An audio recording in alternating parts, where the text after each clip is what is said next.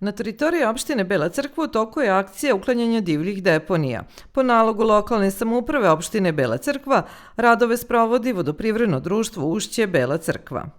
Divlje deponije bile su veliki problem za naseljeno mesto Jasenovo i uz velike napore da se preveniraju ovakvi komunalni problemi i dalje su prisutni, kao takvi zahtevaju aktivan pristup rešavanju. Na inicijativu i u saradnji sa lokalnom samoupravom opštine Bela Crkva i naravno u saradnji sa mesnom zajednicom Jasenovo, vodoprivredno društvo Ušće angažovano je da odradi sanaciju dve lokalne divlje deponije.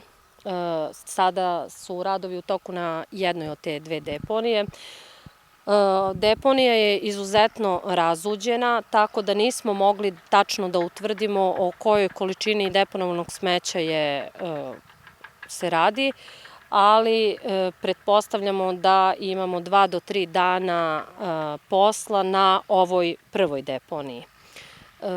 Raznovrsno smeće je u pitanju i ja bih zamolila sve naše sugrađane da budu malo više savesni prema našoj okolini, da s obzirom da javno komunalno preduzeće Belocrkvanska jezera u svim naseljenim mestima u našoj opštini redovno odvoze smeće, nema potrebe da se smeće deponuje i baca po divljim deponijama, već možemo to na jedan kulturan i lep način da pomognemo našoj prirodi, da ostane čista, zdrava, ekološki ispravna i ujedno da smanjimo ove bespotrebne radove koji povećavaju i troškove, ali mislim lično i da narušavaju lep izgled naše prelepe okoline Bele Crkve. U opštini Bela Crkva kontinuirano se radi na uređenju zelenih površina i još jednom apelujemo na sve naše sugrađane